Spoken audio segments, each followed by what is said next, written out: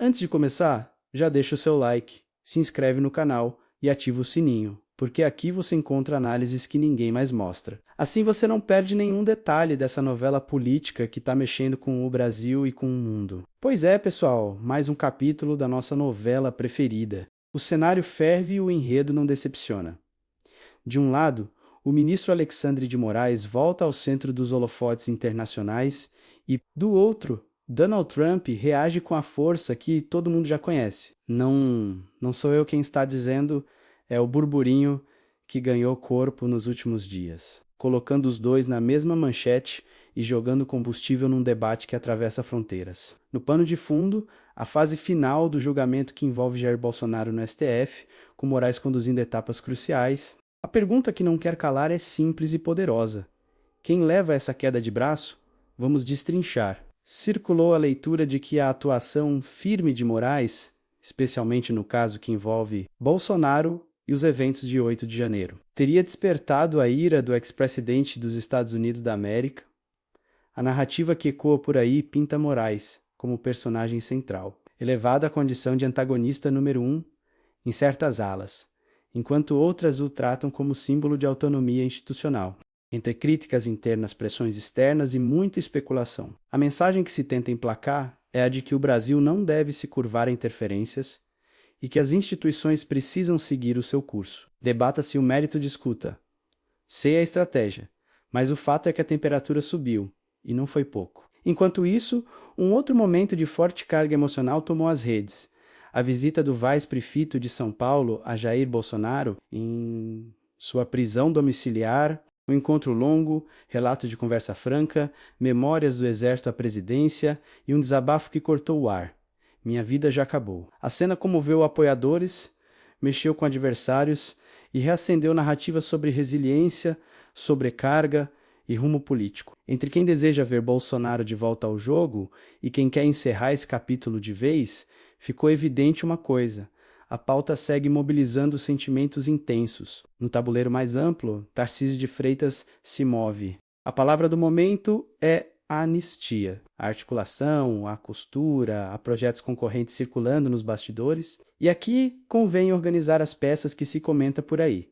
Uma proposta mais ampla que mira alcançar Bolsonaro e envolvidos de 8 de janeiro. Outra que atrela perdão à manutenção de inelegibilidade. E uma terceira linha, que fala em reduzir penas e aliviar o quadro de quem foi condenado, mantendo determinadas consequências. Tudo em disputa, tudo sujeito à negociação.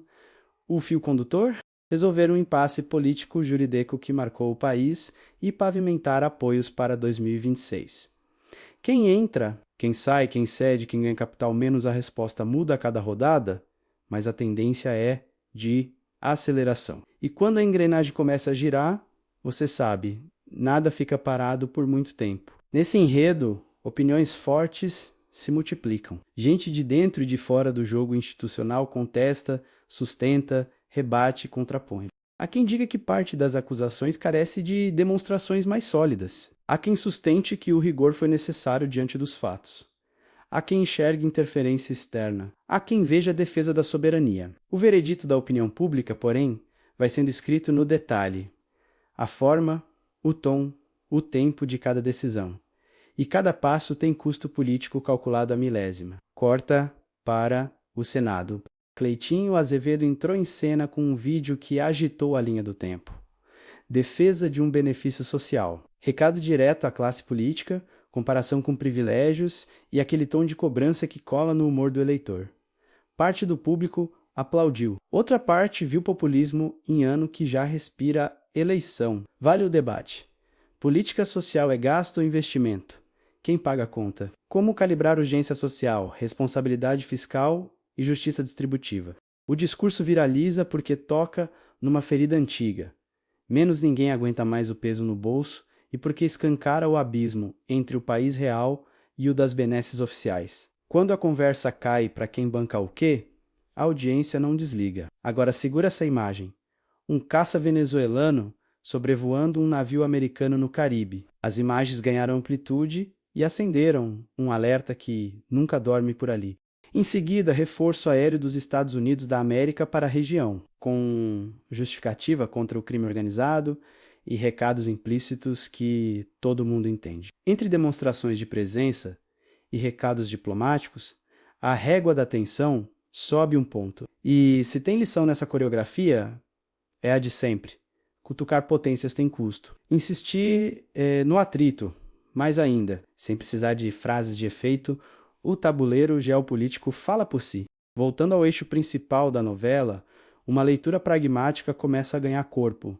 Resolver a questão da anistia antena muitos interesses. Reorganiza forças e, dependendo do desenho final, pode abrir caminho para um candidato de consenso no campo de centro-direita. Há quem aposte que Tarcísio colha dividendos políticos com esse papel de articulador. Há quem projete composição com perfil popular no vice para aumentar a capilaridade.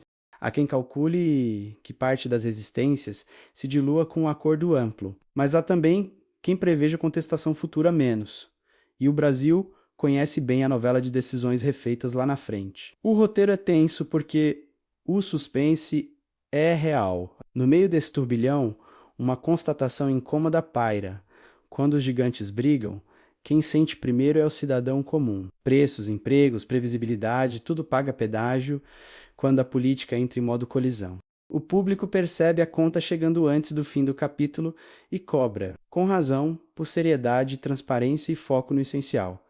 Não é sobre torcida organizada de um lado ou de outro. É sobre governar um país complexo sem transformar cada decisão em uma roleta russa institucional. Então, onde estamos? Entre narrativas que disputam significado e decisões que cobram resultado. Entre gestos que emocionam e cálculos que custam caro. Entre o palco da alta política e a vida de quem acorda cedo e volta tarde lutando por alguma estabilidade. A novela segue, e convenhamos, difícil trocar de canal. A audiência fica porque quer entender para onde vamos e o que cada movimento realmente significa para o amanhã. Respira, porque vem mais. E, enquanto novos capítulos forem aparecendo, a gente segue aqui, separando o barulho do que interessa. Sem exagero gratuito e sem fechar os olhos para o que importa.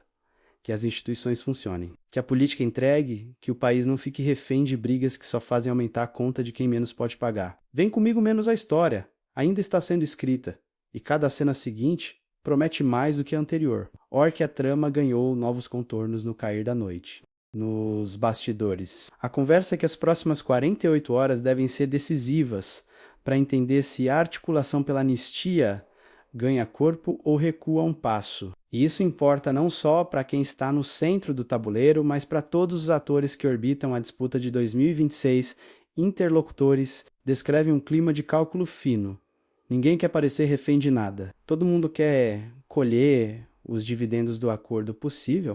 Traduzindo, há quem prefira uma solução ampla que devolva previsibilidade ao cenário. Há quem defenda um meio-termo para não acender pontes que serão necessárias mais adiante. Enquanto isso, o relógio político segue implacável. E cada gesto público é milimetricamente medido, um post, uma frase, um silêncio. No campo jurídico, o tom é de prudência.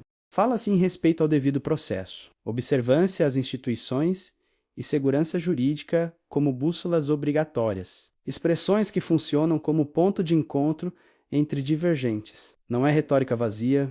Sem lastro jurídico, qualquer rearranjo vira castelo de cartas, e quem joga sabe que vento político muda de direção. Daí a ênfase em pareceres, votos, ritos e prazos. O que está em jogo, no fim das contas, é a capacidade do sistema de produzir uma saída que não se desfaça na primeira contestação séria. No fronte eleitoral, os radares apontam para um movimento gradual de reacomodação. Uma possível candidatura de centro-moderata com amplitude nacional exigirá algo além de slogans. Programa alianças, discurso econômico crível e narrativa que converse com um trabalhador comum. A classe média espremida e o empreendedor sufocado. A matemática é simples, o desafio é imenso. Quem prometer sem explicar como será cobrado. Quem falar só em ajuste, sem olhar o social, perderá atração. O eleitorado quer menos barulho e mais entrega, menos improviso e mais plano. As redes, claro, seguem como palco de teste A/B permanente. Mensagens mais moderadas têm encontrado espaço lado a lado com bordões inflamados e a disputa por engajamento permanece feroz. Mas algo muda na maré.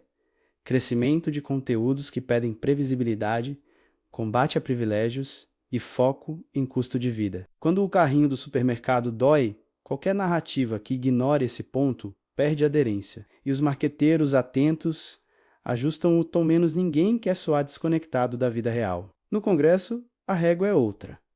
Voto contado, planilha aberta e muitos cafés. Quem conhece o rito sabe que nada anda só com discurso. Exige-se texto bem escrito, articulação serena e pontes com quem pensa diferente. A pauta de benefícios sociais entra nesse pacote.